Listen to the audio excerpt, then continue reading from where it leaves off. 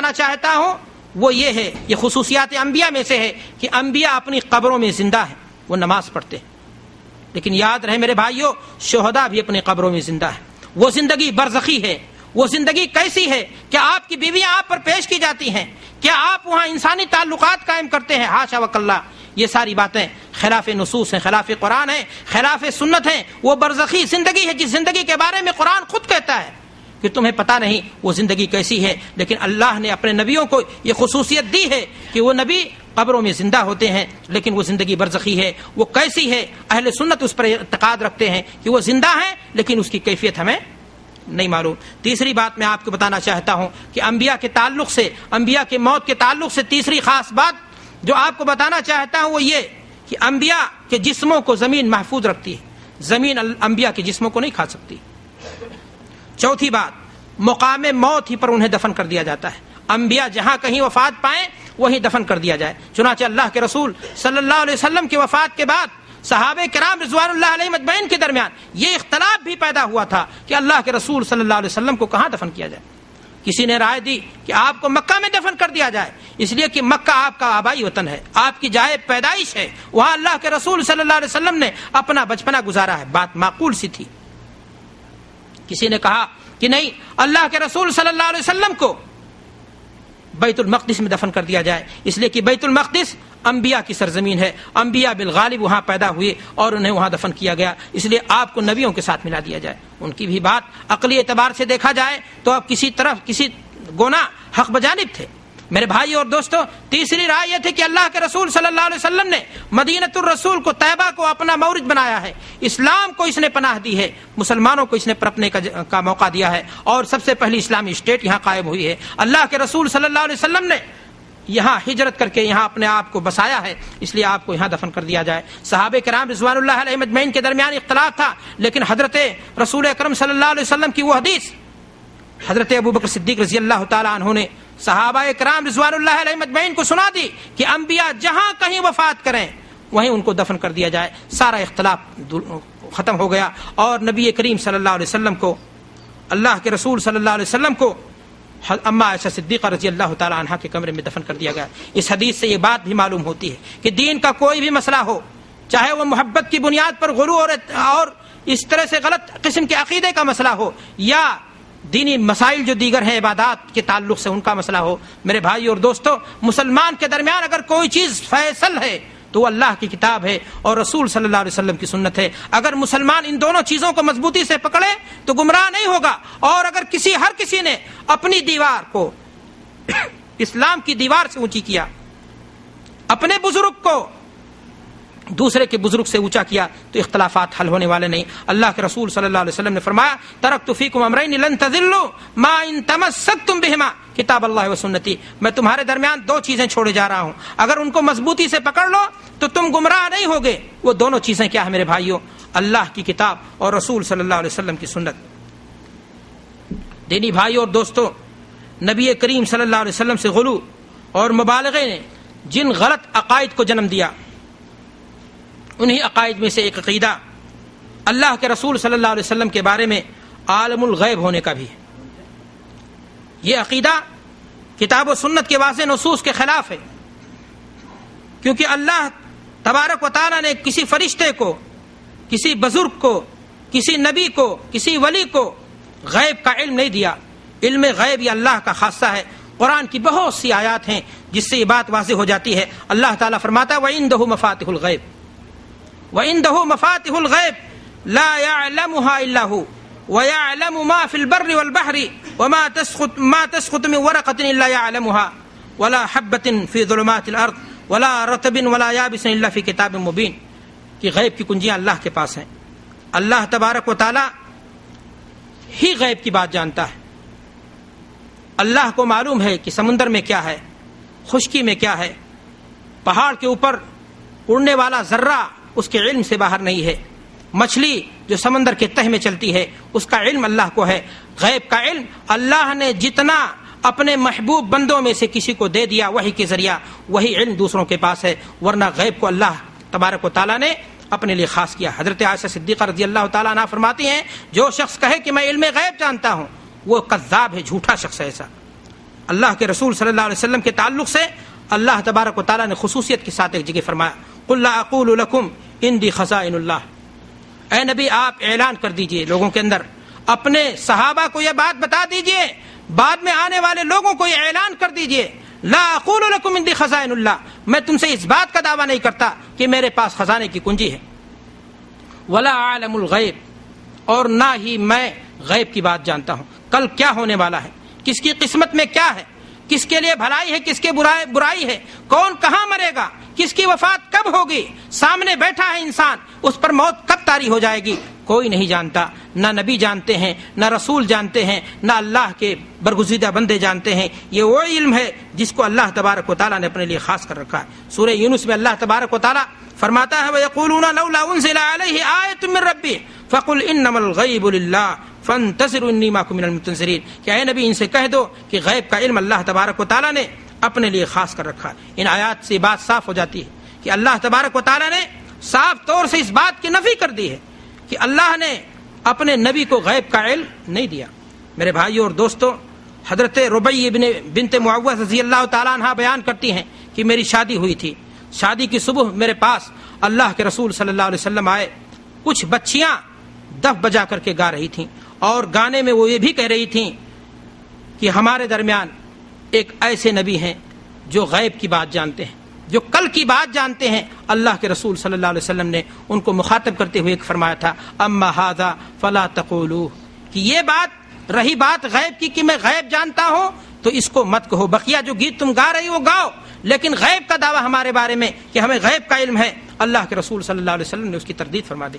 مارکے احد میں آپ کے دندان مبارک شہید ہو گئے، دشمنان دین و اسلام نے مادر امت حضرت عائشہ صدیقہ رضی اللہ تعالی عنہا پر زنا جیسا الزام عائد کر دیا۔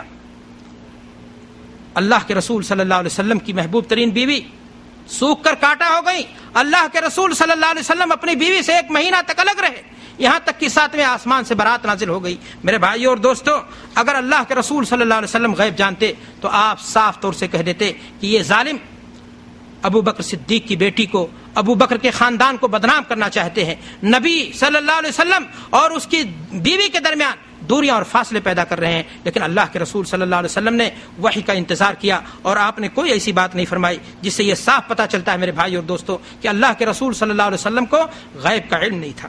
میرے بھائیو اور دوستو، جنہوں کی ایک جماعت اللہ کے رسول صلی اللہ علیہ وسلم کے پاس آئی اور وہ ایمان لے آئی، اللہ کے رسول صلی اللہ علیہ وسلم کو خبر تک نہیں ہوئی۔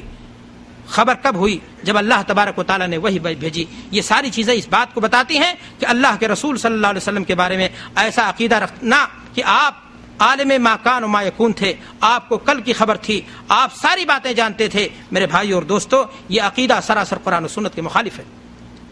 اللہ کے رسول صلی اللہ علیہ وسلم نے جو باتیں غیب کی اللہ کے رسول صلی اللہ علیہ وسلم کو بذریعہ وحی بتائی گئیں، اللہ تبارک و تعالیٰ کی جانب سے وحی لے کر کے جبریل آئے، وہ ساری باتیں اللہ کے رسول صلی اللہ علیہ وسلم نے امت کو بتا دی۔ وما هو علی الغیب بضنین، اگر غیب کی تعلیم کی بنیاد پر اللہ کے رسول صلی اللہ علیہ وسلم غیب داں ہیں تو امت مسلمہ کو خود اللہ کے رسول صلی اللہ علیہ وسلم نے ان غیب کی تعلیمات، ان چیزوں کے بارے میں اللہ کے رسول صلی اللہ علیہ وسلم نے تعلیم دی ہے، اور یہ دعویٰ کرنا سراسر باطل ہے اور غلط عقیدہ ہے۔ میرے بھائی اور دوستو، اللہ کے رسول صلی اللہ علیہ وسلم محبت اور غلو نے جہاں غلط عقائد کو جنم دیا ہے، وہیں پر ایک غیر اسلامی عقیدہ یہ بھی ہے کہ لوگ اس بات کا عقیدہ رکھیں کہ سارے عالم کی پیدائش کا سبب اللہ کے رسول صلی اللہ علیہ وسلم کے وجود کو قرار دیا جائے۔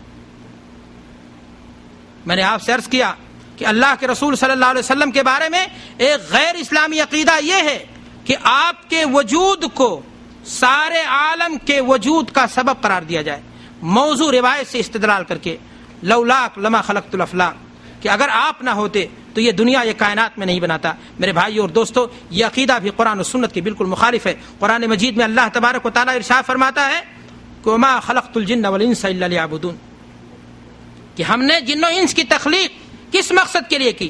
تاکہ وہ ہماری عبادت کریں۔ قرآن کے خلاف جو چیز ہوگی وہ کسی بھی اعتبار سے صحیح نہیں ہو سکتی، اور یہ حدیث جس کو حدیث کے نام پر پیش کیا جاتا ہے، میرے بھائی اور دوستو، اس کا کوئی عطا پتہ ہی نہیں ہے۔ موضوع ضعیف روایتوں کو سہارا لینا، قرآن و سنت کے واضح نصوص کو چھوڑ دینا واقعتاً ایسی بد اخلاقی ہے، بد دینی ہے جو انسان کو کبھی کبھار ہی نہیں بلکہ اس کو اسلام سے خارج کر دینے کے مترادف ہے۔ میرے بھائی اور دوستو، نبی کریم صلی اللہ علیہ وسلم کی سیرت مقدسہ کے تعلق سے ایک غیر اسلامی عقیدہ یا چلن آج ہمارے معاشرے میں جو بڑے زور و شور سے پھیلایا جا رہا ہے، وہ عقیدہ ہے کہ آپ کی ولادت کی برسی منائی جائے، اللہ کے رسول صلی اللہ علیہ وسلم کے بارے میں حاضر و ناظر ہونے کا عقیدہ رکھا جائے۔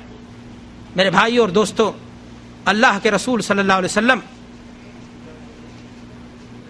اللہ تبارک و تعالی کو یہ عقیدہ زیب دیتا ہے کہ اپنے علم کے اعتبار سے اللہ تبارک و تعالی ہر جگہ حاضر و ناظر ہے، ورنہ اللہ تبارک و تعالی بھی عرش پر مستوی ہے۔ اللہ کے رسول صلی اللہ علیہ وسلم کے بارے میں یہ عقیدہ رکھنا کہ آپ صلی اللہ علیہ وسلم ہر جگہ حاضر و ناظر ہیں، اور ایک اپنی مجلسوں میں جو درود کے نام پر یا اسی طرح کے نام پر منعقد کی جاتی ہیں اس میں کھڑا ہو جانا اور اس طرح کا عقیدہ رکھنا، میرے بھائی اور دوستو، سراسر غیر اسلامی عقیدہ ہے۔ میں عرض کر رہا تھا کہ اللہ کے رسول صلی اللہ علیہ وسلم کی ولادت کے تعلق سے یہ سوچنا کہ آپ صلی اللہ علیہ وسلم کی ولادت پر برسی منانا، یہ عقیدہ بھی جو آج امت مسلمہ کے درمیان پھیلایا جا رہا ہے، یہ عقیدہ واضح طور سے باطل عقیدہ ہے۔ میرے بھائی اور دوستو، اللہ کے رسول صلی اللہ علیہ وسلم سوموار کے دن پیدا ہوئے۔ آپ صلی اللہ علیہ وسلم نے اس دن روزہ رکھنے کی تعلیم دی۔ آپ نے فرمایا فیہ ولدت وفیہ انزل علی، میں سوموار کے دن پیدا ہوا اور اسی دن مجھ پر وحی کی شروعات ہوئی۔ اللہ کے رسول صلی اللہ علیہ وسلم نے خوشی کے طور پر روزہ رکھنے کی تعلیم دی ہے۔ اگر کسی شخص کو اللہ کے رسول صلی اللہ علیہ وسلم کی ولادت کی خوشی میں روزہ رکھنا ہے تو دین میں جو بات طے ہے وہ کرے، لیکن اس سے آگے بڑھنا، اس سے پیچھے ہٹنا کسی بھی طریقے سے میرے بھائیو دین نہیں ہوتا۔ اگر اللہ کے رسول صلی اللہ علیہ وسلم کی ولادت کی برسی منانا دین ہوتا تو یہ موقع اللہ کے رسول صلی اللہ علیہ وسلم کی زندگی میں بار بار آیا۔ آپ صلی اللہ علیہ وسلم کی زندگی میں ولادت کا دن بار بار آیا۔ آپ صلی اللہ علیہ وسلم نبی بنائے جانے کے بعد بھی اس دنیا میں 23 سال تک زندہ رہے۔ 13 سالہ مکی زندگی، 10 سالہ مدنی زندگی، اللہ کے رسول صلی اللہ علیہ وسلم نے ایک مرتبہ بھی اپنی برسی نہیں منائی، نہ آپ نے صحابہ کرام رضوان اللہ علیہم اجمعین کو ایسا کرنے کا حکم دیا۔ اگر یہ چیز میرے بھائیو دین ہوتی تو اللہ کے رسول صلی اللہ علیہ وسلم نے یہ کام ضرور کیا ہوتا، یا اس کام کے لیے اللہ کے رسول صلی اللہ علیہ وسلم نے صحابہ کرام کو ضرور حکم دیا ہوتا۔ صحابہ کرام رضوان اللہ علیہم اجمعین، وہ ابو بکر صدیق رضی اللہ تعالیٰ عنہ جن کو اللہ کے رسول صلی اللہ علیہ وسلم سے اتنی محبت تھی کہ سانپ کے زہر کو سینے کے حصانوں سے باہر نہیں آنے دیا، اللہ کے رسول صلی اللہ علیہ وسلم کی نیند میں تاکہ خلل نہ آ جائے۔ ان کے پاس حکومت تھی، ان کے پاس دولت تھی، ان کے پاس سلطنت تھی۔ اللہ کے رسول صلی اللہ علیہ وسلم کی ولادت کا دن ان کے دور حکومت میں بھی آیا۔ عمر فاروق رضی اللہ تعالیٰ عنہ جنہوں نے اپنی جوانی کی ہڈیاں، اپنی پوری زندگی کی ہڈی اسلام کے لیے پلٹ کے طور پر استعمال کر دی۔ اسلام اللہ کے رسول صلی اللہ علیہ وسلم کے ایک اشارے پر حضرت عمر فاروق رضی اللہ تعالیٰ عنہ تلوار لے کر کے حاضر ہو جاتے تھے۔ آپ کو اللہ کے رسول صلی اللہ علیہ وسلم سے کتنی محبت تھی۔ اگر میرے بھائی اور دوستو جنم دن منانا دین ہوتا، ٹوٹی ٹرائیلیوں کو لے کر کے سڑکوں پر نکلنا دین ہوتا، تو اللہ کے رسول صلی اللہ علیہ وسلم کی ان ساتھیوں نے یہ کام ضرور کیا ہوتا۔ اگر صحابہ کرام نے، خلفائے راشدین نے، ائمہ دین نے اس کام کو دین نہیں سمجھا، اس کام کو محبت کا، عقیدت و احترام کا ذریعہ نہیں سمجھا، تو آج یہ کام جو بہت بعد میں کیا جانے لگا میرے بھائیو دین کا وہ حصہ بن جائے کہ اگر کوئی شخص نہ کرے تو اسے گستاخ رسول کا لیبل دے دیا جاتا ہے۔ نماز پڑھے نہ پڑھے گستاخ رسول نہیں، لیکن 12 ربیع الاول کو ٹوٹی ٹرائیلیاں لے کر کے سڑکوں پر نہ اترے تو وہ گستاخ رسول ہے۔ میرے بھائی اور دوستو، خیرت کا نام جنو رکھ دیا، جنو کا خیرت۔ اللہ کے رسول صلی اللہ علیہ وسلم سے سچی محبت آپ کی اطاعت ہے۔ اللہ کے رسول صلی اللہ علیہ وسلم نے فرمایا کہ من اطاعنی دخل الجنہ، کہ جو میری اطاعت کرے گا وہ جنت میں جائے گا۔ اور اللہ کے رسول صلی اللہ علیہ وسلم سے محبت دراصل آپ کی اطاعت میں ہے، نہ کہ محفل میلاد کے نام پر کے کوئی محفل منعقد کرنے میں، اور نہ ہی اللہ کے رسول صلی اللہ علیہ وسلم کا جنم دن منانے میں۔ جنم دن منانا میرے بھائیوں اگر دین ہوتا تو اللہ کے رسول نے یہ کام ضرور کیا ہوتا۔ اللہ کے رسول صلی اللہ علیہ وسلم کے ساتھیوں نے جب یہ کام نہیں کیا تو یقینی بات ہے کہ یہ چیز غیر قوموں کی مشابہت میں اپنائی گئی، یہودیوں سے سیکھا گیا، عیسائیوں سے سیکھا گیا۔ وہ لوگ اپنے نبی کا جنم دن مناتے ہیں۔ آج افسوس کی بات ہے کہ نبی کا جنم دن کون کہے؟ مسلمان اپنے بچوں کا بھی جنم دن، اپنا بھی جنم دن منانے لگا۔ میرے بھائی اور دوستو، اگر تم کامیابی چاہتے ہو، بلندی چاہتے ہو، تو تمہیں کامیابی ملے گی، بلندی ملے گی، لیکن اللہ کے رسول صلی اللہ علیہ وسلم کی اتباع میں ملے گی۔ اللہ کے رسول صلی اللہ علیہ وسلم کی سیرت کو مطالعہ کیجیے، آپ کی زندگی کو پڑھیے، آپ دیکھیے کہ اللہ کے رسول صلی اللہ علیہ وسلم نے بچوں کے ساتھ زندگی کیسے گزاری، اپنی بیٹیوں کے لیے داماد کا انتخاب کیسے کیا، ان کی شادیاں کس طرح سے آسانی کے ساتھ کم خرچ میں کی. اللہ کے رسول صلی اللہ علیہ وسلم اپنے صحابہ کے ساتھ زندگی کیسے گزارتے تھے, اللہ کے رسول صلی اللہ علیہ وسلم نے اپنی بیویوں کے ساتھ کیسا پیار دیا اور کس طرح سے پیار بھرے انداز میں زندگی گزاری, یتیموں کا کس طرح خیال رکھا, اور نماز کے تعلق سے اللہ کے رسول صلی اللہ علیہ وسلم نے کس طرح دھیان دیا. اگر اللہ کے رسول صلی اللہ علیہ وسلم کی زندگی اگر اپنا لوگے تو یقیناً کامیابی مل جائے گی. کامیابی اسی صورت میں ملے گی جب اللہ کے رسول صلی اللہ علیہ وسلم کی زندگی کے ایک ایک قدم کو, ایک ایک نقش کو آپ ڈھونڈ کر کے اپنی زندگی میں بسا لو. اللہ کی قسم, کامیابی اس وقت تک تمہیں نہیں ملے گی جب تک اللہ کے رسول صلی اللہ علیہ وسلم کی لائی ہوئی شریعت کو اپنی زندگی کا اوڑھنا, اپنی زندگی کا بچھونا نہ بنا لے. میرے بھائیوں, جذباتی نعروں کے ذریعہ اور مختلف کرتبوں کے ذریعہ محبت رسول کا حق ادا نہیں ہوگا. محبت رسول دراصل اطاعت رسول ہے. اللہ سے دعا کہ پروردگار عالم ہمیں صحیح معنی میں اللہ کے رسول صلی اللہ علیہ وسلم کی زندگی کو پڑھنے کی, سمجھنے کی اور اس کو اپنانے کی اور اس کو اہل دنیا تک پہنچانے کی اور اس پر عمل کرنے کی توفیق عطا فرمائے. وآخر دعوانا الحمدللہ رب العالمین, والسلام علیکم ورحمۃ اللہ وبرکاتہ.